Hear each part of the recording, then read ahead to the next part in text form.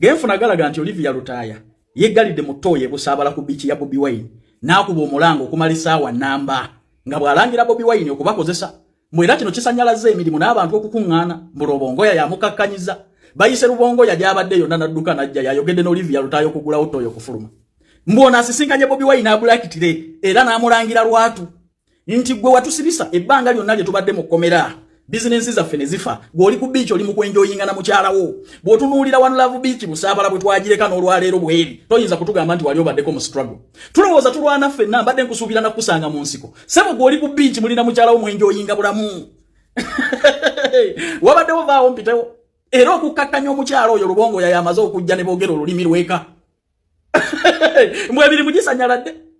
emirimu gisanyaladde omwana n'amugamba nje no One Love Beach busabala bwe twayingira struggle we batusabira n'olwaleero bweri oli mu struggle ki bichi je twayingira struggle ngeri value milioni 3 olwaleero eri mu bilioni 5 buli kimu okuva ku ntebe kyakyuka kya bei buli kimu ne material ye kali mu One Love Beach mwamujja bweru tuli mu struggle business zaffe zafa mwezi tambula bibadde busabala era Olivia Lutaya simanyi bwe bakukakkanyiza ng'osanze omukulu wa Bulakitire ku beach nga yenjoyinga bulamu nga banno n'abantu aba bamufirira bali luzira munye Olivia Lutaya struggle abadde amanyi nti omukulu ajja kumusanga mu nsiko naye ate bwamuguddeko ku beach gy'abadde asuubira nti yasaana wodda nga beach eri matabata buta muno omukulu yagula eriyo n'abaali bamuliraanye Olivia Lutaya naga nti ono talabika kuba mu struggle eno business terabikangako kubeerako mu lutalo lwonna okuleka emirembe n'okulaakulana sebo n'amugamba nti sebo watukozesanga capital gw'okufuna watukozesa gw'okwegaggawaza singa si bwe kiri lwaki wano waliwo nkulaakulana eno business gy'oliko yali ebaddeko mu lutalo ng'ezaffe bwe ziri wano walaga nti omuntu waawo tafuna tayingiza takola muye abadde asuubira kusanga malwaliro butusaabala n'amasomero gasomesa bantu naye ate bwasanze busaabala nga engeri omukulu gyali amu ssente n'okweyagala n'agamba baatusibira bwereere era alina bw'ayogedde naye n'agamba yejjusa okumala ebbanga lyonna mu kkomera n'okufiirwa emirimu gye kale Olivia Lutaya tewejjusa nnyo ate mulowooza nsambi erabiseeko mu kooti tukanze kubalinda nga wa ffenna tubadde twesunga tulabe ku basirikale abatendeke abasobola okukubwa abantu ba bulijjo musirikale nadda wali bwe baawa eddwaliro eddamba okulikuuma n'awoowoola nti omuntu ankubye nsambi ate mubanga mwakutte balwadde be baabaleetera be mwalaze abantu kuba neewuunya professional security personnel okugamba nti omuntu wa bulijjo yamukubye sikitegeera omuntu oyo abadde akuuma oba mwamuteekaawo kulya mandaazi omusirikale tumusuubira okuba n'obukugu obumala okudifendinga buli mbeera omusirikale abeera atya mubawoowoola temubanga mwakutte ku bantu bamwawo osiye katemba agenda okusooka bulijjo musiba abantu ebiseminti eby'ekibogwe twabalaba wano mwasiba kadinga ekiseminti ku ssaawa emu ey'olweggulo ne tubakuba ku ssaawa 6 nga takyalina kiseminti ku kugulu kati era tetwewuunya kubana basirikale module eyo basobola kubwa ba civilian kuba nina bwengattagatta bwe sitakitegeera nze omanyi nali ndava mu misango gino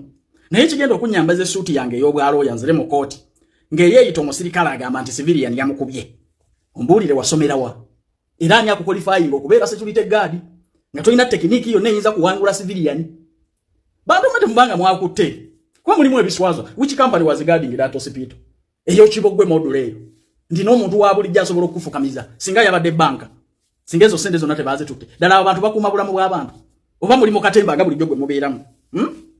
stop joking at our aids abalwadde mwina bangi omwo tubalaba nnyo bulijjo nga musiba kulasiteze z'ekiferefere tembanga mu nkola yemu gye mwayise kuba musirikale ddala ki professional na mwanagani ayinza okubutulwa omuntu wa bulijjo sirabanga ku security personnel ayinza kubwa civilian watulainingira wa tubulire security company gyokoleramu security company kye ye deploying abasirikale ab'ekibogwe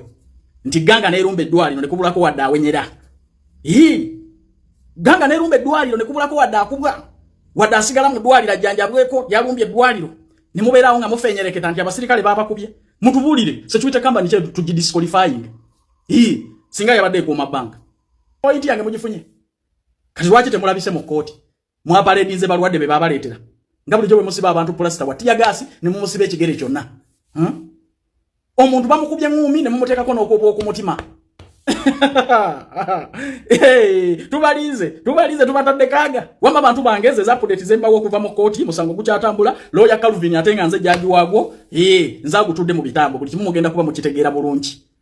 kati ayagala okugenda ebweru nagamba sisobola kukwerabira buli lunaku mba nina okujjukiza akatambulirawo twetaaga abawala n'abalenzi ogenda okupakasa mawanga ga Dubai, Qatar, Kuwait ne Abu Dhabi bakola ku bisaawe byanyonye mu kaseera kana kena kwenkuru ebisawo bibera bize betaga bakirina 15 ba waitress ne ba waiter 2 salary bakirine mu kitundu ba waitress ne ba waiter milioni 2 bakirina milioni 1.5 abasetulite guard milioni 2.8 Abu Dhabi nabo abasindika emigugu milioni 1.8 sente zote kamunga vize kuli mu ngalo tunonye ko kunoti musanvu mukaganya 17 ana mutana 27 oba noti musanvu nya noti nkaga musanvu abiri mukaga kinana munya bakusuza bakulisa bakujjanjaba kotekane vacation bantu bange tugende tukole interviews tugezese mikisa jaffe okuva ku myaka 2 mugumu paka myaka 3 mukaga abawala n'abalenzi guys nze balaga video eyo oyo mwami ali mu video alikola agreement ne full figure ye mwana agambibwa nti yabbibwe simu tina abantu abanoonya amawulire wano ku internet okuli omukazi gwe bayita Nalongo Kitone ndabya ali eri n'ekisajja ekyazimba gatono ogutwe bweguti n'ogubuto gulingo ogulumwe gundi wa marwa ali eni skini musonyi omusonyi eki oyo mwana bamuwadde 7 million obwandike ne buluma ekyo kimu musajja gwe nsambya hospital ne bamafia bayo gwe bataddeyo ng'ekifaananyi okwata ali eni skini okumutwala Ruzira n'omujjako enviiri zakoledde emyaka gy'okuva buto oli mu kamera opretendinga naka kakaza kanoonya amawulire mbwali eni skini omusonyi yekinga amaze okuwebuka nga bamafia bamaze olinyira kugwe mbwo omusonyi ye so team Alien Skin abantu abanoonya amawulire okuli Nalongo Kitone omukazi o generation yavayo n'ayogere akalebule ekirungi mulabye akulire hospital edwaliro ly'ensambya byayogedde agambye omwana bamutwala mu ddwaliro ng'ayogera bulungi baali boogera naye bulungi twade tulina omusajja gwe bayita Katongero Wanuupu era tugenda kugulako gwakalebule ng'agamba nsambya yagamba nti Alien Skin yatta omwana oyo ekirungi omwana bamutwala mu ddwaliro ng'ayogera omusajja statement agikoze bulungi eri ku platform ya Sendi so abantu abanoonya amawulire okuli ekikazi eki kyakola zisajjale n'aka kakazaako olese ekisajja okitadde mu kamera Alien Skin musonyiye simanyi kumanyidde emyaka 2 so what omusonye biki nga bamafia basobola kuyitira kugwe ne batwala Alien Skin Ruzira nakati ali Ruzira enviiri zazijjeko bakozesa gwe okuyisaawo ekyabwe kibali baagala so bamemba batimu Alien Skin full figure ogugwa gumaze akwataganya n'omuvu bukoyo namu obukade musanvu bakoze obuwandiike yoyo gomulaba mu video Nalongo Kitone ali eri atwasamira nga bwafunye omusajja amusinyi bana bantu abanoonya amawulire mubere mufune we mukoma ebintu bye mutasobola mbireke wano ku media buli omwe alina kyasobola full figure sirevo zamwe full figure wuyo Ruzira je y'abantu ba Nuupu abali balemerayo bintu bingi full figure byakoze wano ku media akola mulimu gwe nga president advisor kuba kino kiri mu central kuba ye president advisor wabayaye mu Kampala bonna gwe Nalongo lwaki mufuulinga abantu nga munoonya amawulire olwali n'ogusajja gwatumbira ogubuto n'omuntu gwagala kwabika mbu omusunyi Alien Skin omusunyi ekyesawa zino nga ali Ruzira nga bamafu yasobodde okuyitira kugwe TV zayogera kugwe muyabbe essimu fuck off yamudda mutumanyira so guys musajja yoyo full figure amuwadde million 7 obwandike babikoze ebaluwa tugina mu ngalo kati balina kibatugamba ogwo guvuddeko kati tunoonya emirala ejijja najo tujja jenganga tulabe nga najo gigwawo musajja wafa ajavaayo big up eyo PW okugikola neyitamu ye nakolera aji nga mu mwezi 13 nga tunakolera mu high court nga nzikimanye ku musanguliro high court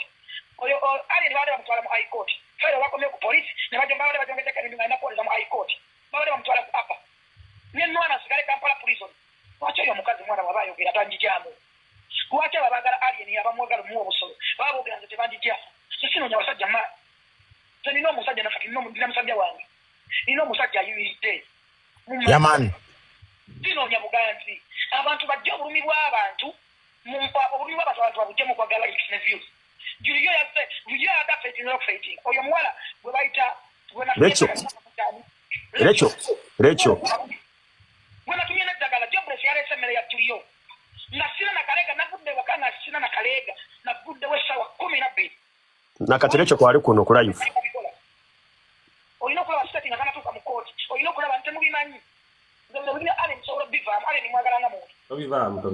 Bivaamu full figure muroko paso oguyu uzayo zakati andi bogenda musibya okikola tolipira bantu bakusinga tolipira bantu oyo mukazi namulanga teketa kitafatwa ku court abana bafanga bakagala mute kambutu mulago oyo weta gali nsasa mutu nabo anaduka nabe ananonye musika kwa musajja mutekesi wa bivulu nakwaga na video mbo ino kumpa mwana simanyi kati nendo kanga gamba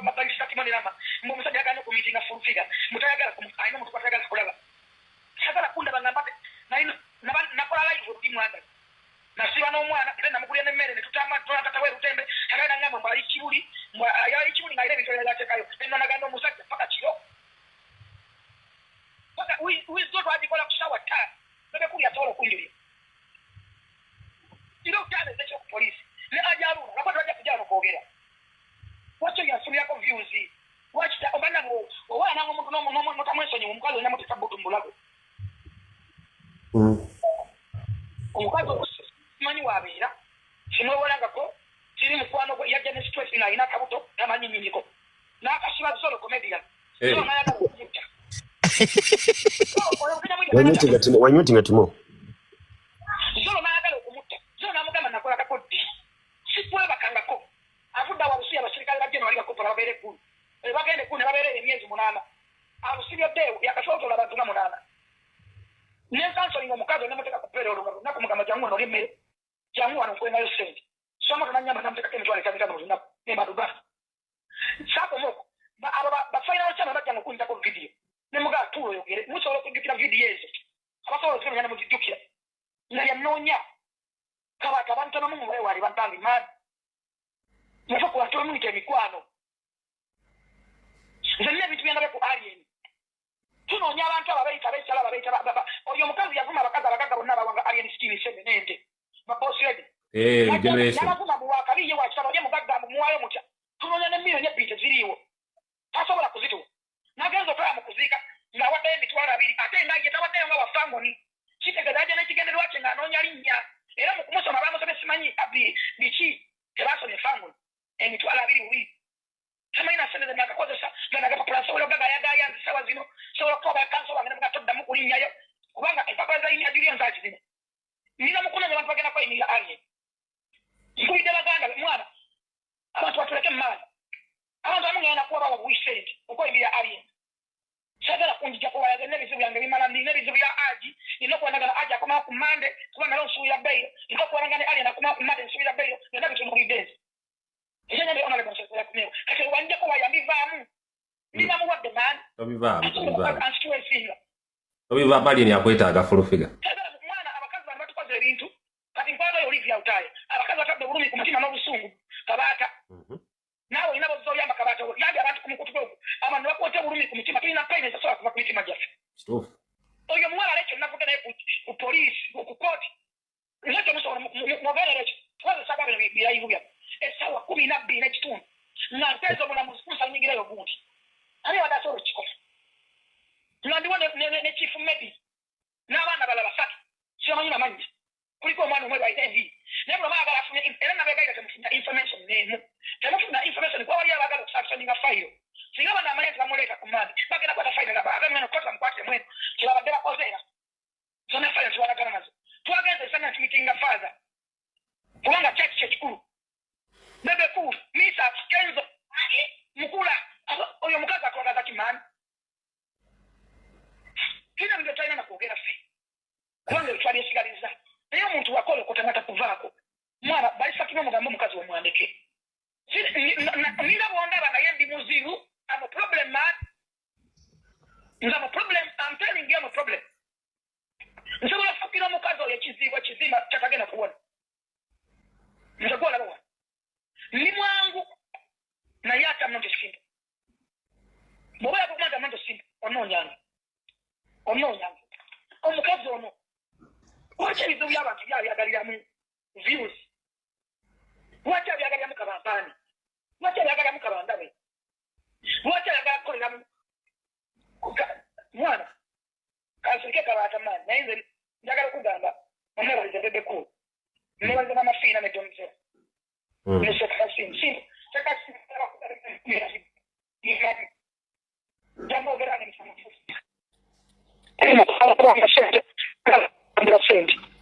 Sagara muntu atali asente kandi fufiga ide sente. Sagara. Mami. Era sisonda sente. Mami. One baby. What one? Bye. No wait. Bye. Oh, see what I'm going to say. You going to pick the phone. You have iPhone. What is iPhone? You have your iPhone. This is second. I have this. So, man. Sasa kugamba bibyo. Kale. Bagala kugera bingi manyi. Ngeje tukyagenda mu court. Ebintu bingi tukyalwanagana. Ndabyo nayo mukazi mwanafuma mubali mu kuzika bali mukola ki. Sekasini yatuwadde sente zaziisa omwana milioni 10. Oyo msajja sente nazi amakosa milioni